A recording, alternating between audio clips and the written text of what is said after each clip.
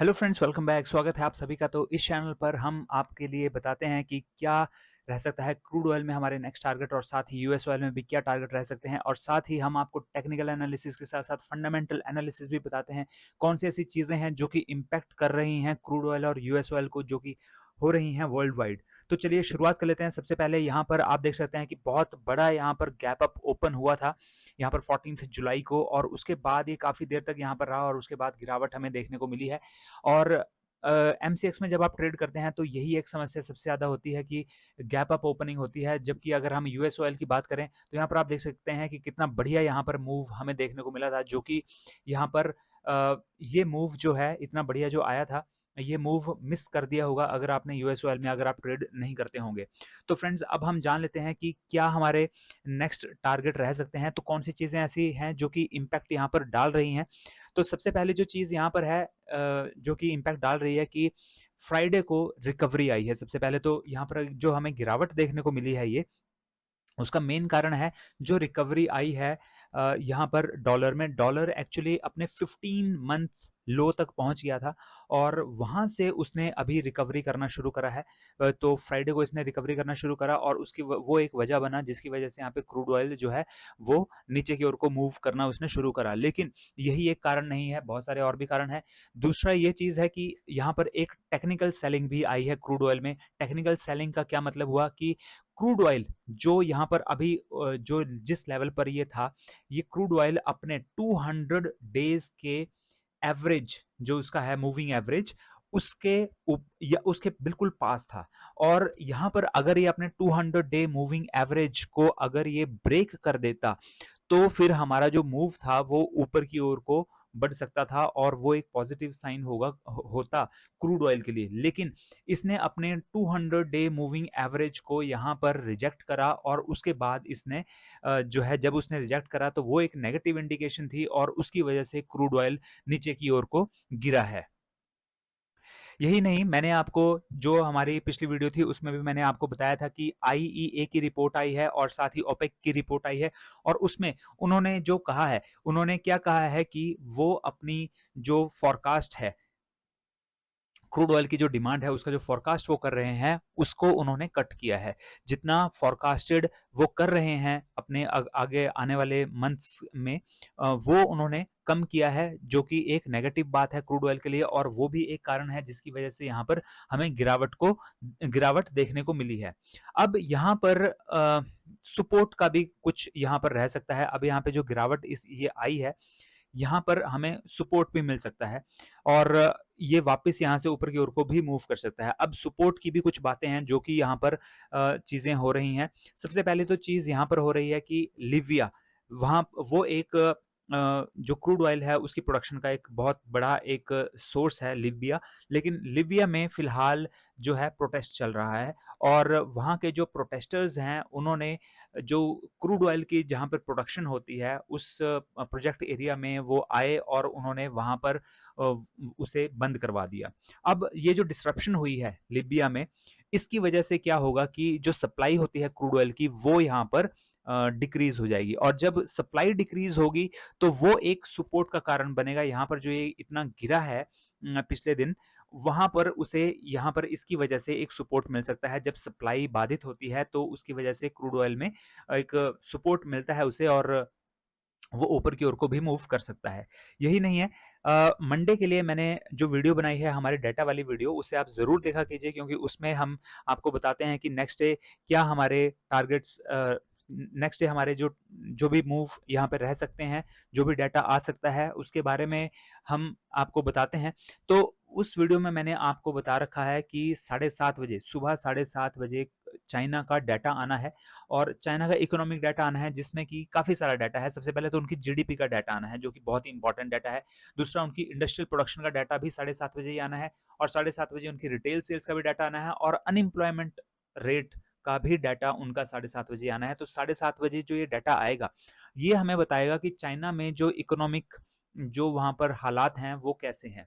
और अगर वो हालात सुधरे हुए हुए, अगर ये डाटा हमें इंडिकेट करता है कि चीजें सारी सही हो रही हैं वहां पर, तो क्योंकि चाइना नंबर 1 इंपोर्टर है क्रूड ऑयल का, तो उसकी वजह से चाइना में डिमांड भी बढ़ेगी। और अभी थोड़े दिन पहले भी जो चाइना है उसने ये कहा है कि वो इकोनॉमिक रिवाइवल के लिए बहुत सारे अभी नए-नए स्टेप उठाएँगे। तो अभी जो ये डाटा आएगा ये भी कुछ हद तक बता देगा। तो अगर वो पॉज़िटिव आता है डाटा तो क्रूड ऑयल के लिए भी वो पॉज़िटिव बात होगी और वो भी एक सपोर्ट का काम करेगी क्रूड ऑयल के लिए यहाँ पर। इसके अलावा बेकर ह्यूज की जो एक रिपोर्ट मैंने आपको फ्राइडे को जो वीडियो बताई थी 10:30 बजे डाटा आना था उसका मैंने आपको बताया था फ्राइडे वाली वीडियो में। तो उसमें भी मैंने आपको बताया था कि जो baker huge rig oil rig का जो डाटा आना है अगर वो यहाँ पर कम आता है तो उससे भी सप्लाई यहाँ पर बाधित होती है। तो जो डाटा आया है वो उसमें ये पता लगता है कि 3 मशीन्स जो हैं उन्होंने अपनी कम की हैं। जो ऑयल की मशीनरी जो कि ज़मीन से निकालती है क्रूड ऑयल को वो मशीनरी उनकी संख्या थोड़ी-सी कम हुई है। अगर वो कम हुई है तो इसका मतलब है सप्लाई थोड़ी-सी बाधित होती है। लेकिन उसमें बात ये भी है कि फिलहाल अभी अगर हम ओवरऑल एवरेज देखें तो इस टाइम पर काफ़ी ज़्यादा मशीनरीज़ एक्टिव हैं। ये सिर्फ़ 1 हफ़्ते की बात है। पिछले हफ़्ते से इस हफ़्ते 3 मशीनरीज़ कम हुई हैं। लेकिन एट एन एवरेज इस टाइम जो पिछले सालों से अगर हम कंपेयर करें तो इस टाइम जो मशीनरीज़ वहाँ पर एक्टिव हैं वो काफ़ी ज़्यादा एक्टिव हैं। मीन्स प्रोडक्शन काफ़ी ज़्यादा हो रहा है। अगर हम सिर्फ़ हफ़्ते की बात करें तो थोड़ा-सा 3 मशीनरीज़ कम हुई हैं। ठीक है? तो यहाँ पर वो एक कन्फ्यूज़न की स्टेट है कि उसका इम्पैक्ट पड़ेगा या नहीं पड़ेगा। लेकिन मैंने जो अभी आपको बाकी सारी चीज़ें बताई जो कि यहाँ पर इसको गिराने में यहाँ पर गिराया है जिन्होंने और जो अभी से सपोर्ट भी दे रही हैं। तो इसके बेसिस पर हम यहाँ पर टारगेट्स देख सकते हैं और हम टारगेट यहाँ पर सिर्फ एक तरफ का नहीं देख सकते हैं। तो उसके लिए हमें यहाँ पर दोनों तरफ के टारगेट्स मैंने आपको बनाए हुए हैं। अगर वो पर्टिकुलर लेवल्स हैं, अगर वो ब्रेक होते हैं तो उसके बाद हमें एक इंडिकेशन मिलती है कि हाँ, अब यहाँ से ऊपर की ओर को ये मूव कर सकते हैं। तो यहाँ पर ये कुछ लेवल्स हैं और 6211 का ये लेवल है। अगर 6211 का लेवल अगर ये ब्रेक होता है 1 आवर के टाइम फ्रेम की हम बात कर रहे हैं। 1 आवर में अगर एक ग्रीन कैंडल अगर इस लेवल के ऊपर क्लोजिंग दे, क्लोजिंग आनी चाहिए। तो 6211 के ऊपर अगर क्लोजिंग आती है तो उसके बाद हमारा जो नेक्स्ट टारगेट है वो 6242 रह सकता है। कई बार ऐसा होता है कि क्लोजिंग जो आते-आते ही जो है हमारा लेवल टारगेट भी अचीव हो जाता है। ऐसा भी कई बार हो जाता है दोस्तों। तो उस केस में ये है कि हम मैं आपको जो यहाँ पे टारगेट देता हूँ, मैं देता हूँ कि वो श्योरिटी पूरी हमें मिले, ठीक है? अगर कई बार ऐसे भी हो जाता है कि हमारा टारगेट उसी कैंडल में क्लोज़ नहीं हुई और कैंडल में अचीव हो गया हमारा टारगेट, तो कोई बात नहीं, हमारे पास और भी ऑप्शंस मिलते हैं। लेकिन हमें हमारा मेन मोटिव ये रहना चाहिए कि हम कभी भी किसी भी गलत ट्रेड में एंट्री ना करें, ठीक है? तो यहाँ पर अगर यहाँ पे क्लोज़िंग आती है, तो उसके बाद हमारा टारगेट यहाँ पे 6240 रह सकता है और 6240 के ऊपर भी अगर ग्रीन कैंडल की क्लोजिंग आती है तो नेक्स्ट टारगेट हमारा 6258 रह सकता है। तो ये है ऊपर की तरफ के लिए हमारे टारगेट क्रूड ऑयल में, जबकि डाउन साइड के लिए यहाँ पर आप इस लेवल को ब्रेक होने दीजिए। 6180 का ये लेवल है। 6180 के नीचे अगर रेड कैंडल की क्लोजिंग 1 आवर वाली रेड कैंडल की क्लोजिंग आती है तो फिर हमारा नेक्स्ट टारगेट यहाँ पर रहेगा ये लेवल 6148 का लेवल। और 6148 के ऊपर भी के नीचे अगर यहाँ पर रेड कैंडल की क्लोजिंग आती है तो फिर हमारा नेक्स्ट टारगेट यहाँ पर 6124 रह सकता है। अब हम बात कर लेते हैं कि यूएस ऑयल में क्या टारगेट रह सकते हैं। तो यूएस ऑयल के लिए आप देख सकते हैं कि कितना बढ़िया मूव यहाँ पर आता है और यहाँ पर सबसे अच्छी बात यह है कि हमें जो गैप अप और गैप डाउन में हमारे जो हमारी अपॉर्चुनिटीज है जो वो मिस हो जाती हैं, यहाँ पर यूएस ऑयल में वो नहीं होती।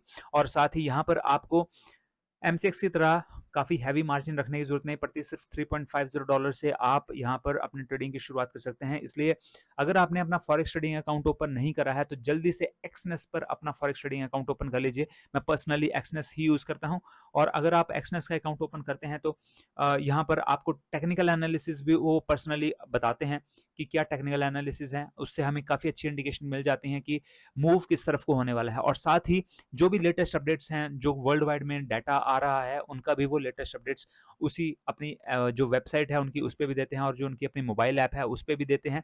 तो और वो साथ ही आपको नोटिफिकेशंस भी सेंड करते रहते हैं और साथ ही जो उनका एनालिसिस है वो काफ़ी बढ़िया एनालिसिस होता है, मोस्ट ऑफ द टाइम वो सही होता है। तो वो बताते रहते हैं टाइम टू टाइम कि फर्दर मूव क्या हो सकता है और हमारे फर्दर टारगेट्स क्या हो सकते हैं। तो अगर आपने फॉरेक्स ट्रेडिंग अकाउंट एक्सनेस का ओपन नहीं करा है तो जल्दी से इस वीडियो के डिस्क्रिप्शन बॉक्स में जाइए और सबसे ऊपर आपको उसका लिंक मिलेगा, उस लिंक पे क्लिक कीजिए और अपना फॉरेक्स ट्रेडिंग अकाउंट एक्सनेस पर ओपन कर लीजिए। आपकी हेल्प के लिए मैंने यहाँ पर वीडियोस भी बनाई हुई हैं ऊपर आई बटन में, वहां पर आपको मिल जाएगा कि कैसे आप step by step account open कर सकते हैं, कैसे आप मनी ऐड कर सकते हैं, कैसे आप मनी विड्रॉ कर सकते हैं और आप अगर आप जानकारी चाहते हैं कि पिप्स क्या होते हैं, स्प्रेड साइज़ क्या होते हैं, तो उनके बारे में भी आपको जानकारी मिलती है। और फ्रेंड्स यहाँ पर फॉरेक्स ट्रेडिंग में जब आपको यहाँ पर विथड्रॉ होता है, मनी का विथड्रॉ होता है, तो वो बैंक के थ्रू ही आपके अकाउंट में पैसा डलता है। इंडियन कंपनी ही एक बैंक में पैसा डालती है, जैसे कि मान लीजिए इंडियन कंपनी है, उसने पैसा डाला एचडीएफसी बैंक में और एचडीएफसी बैंक से पैसा आएगा आपके अकाउंट के अंदर। तो कोई ऐसी दिक्कत वाली बात नहीं है, बिल्कुल सेफ यहाँ पर विड्रॉज हैं और मनी ऐड करना, विड्रॉ करना सारा कुछ बिल्कुल सेफ है। मैं काफ़ी सालों से यूज़ कर रहा हूँ एक्सनेस को और मेरा यहाँ पर कोई भी दिक्कत ऐसी प्रॉब्लम वाली बात कभी भी नहीं आई है। तो यहाँ पर बहुत ही बढ़िया प्लेटफॉर्म है और जल्दी से आप एक्सनेस पर अकाउंट ओपन कर लीजिए। अब हम यूएस ऑयल की बात कर लेते हैं यहाँ पर कि क्या रह सकते हैं हमारे फर्दर टारगेट्स। तो फंडामेंटल न्यूज़ वही है। अब यहाँ पर ये लेवल है 1 आवर के टाइम फ्रेम पर, यहाँ पर ये एक लेवल है 75.10। 75.10 के नीचे अगर रेड कैंडल की क्लोजिंग आती है तो हमारा नेक्स्ट टारगेट 74.71 रह सकता है। और अगर 74.71 के नीचे भी रेड कैंडल की क्लोजिंग आती है तो 74.28 हमारा नेक्स्ट टारगेट रह सकता है यूएस ऑयल में। अब हम ऊपर की भी बात कर लेते हैं। यहाँ पर इस कैंडल के ऊपर अगर यहाँ पर ग्रीन कैंडल की क्लोजिंग हमें देखने को मिलती है 75.59 के ऊपर अगर ग्रीन कैंडल की क्लोजिंग आती है तो हमारा नेक्स्ट टारगेट रहेगा 76.04 का। और 76.04 के ऊपर भी अगर ग्रीन कैंडल की क्लोजिंग आती है तो नेक्स्ट टारगेट हमारा रहेगा 76.44 का। तो फ्रेंड्स ये था एनालिसिस यूएस ऑयल में और क्रूड ऑयल में। आई होप आपको ये वीडियोस पसंद आ रही हैं। अगर पसंद आ रही है तो वीडियो को जरूर लाइक कीजिए और अपने फ्रेंड्स के साथ भी जरूर इसे शेयर कर दीजिए। और दोस्तों अगर आपने हमारा चैनल अभी भी सब्सक्राइब नहीं किया है तो जल्दी से हमारे चैनल को भी सब्सक्राइब कर लीजिए। और ये वीडियोस आपको सिर्फ एजुकेशन पर्पस के लिए बनाई जा रही हैं। हम सेबी रजिस्टर्ड फाइनेंशियल एडवाइजर्स नहीं है, तो ट्रेड लेने से पहले आप अपने फाइनेंशियल एडवाइजर से जरूर सलाह लीजिए। तो फ्रेंड्स मिलते हैं अगले वीडियो में। Till then have a nice day, good bye.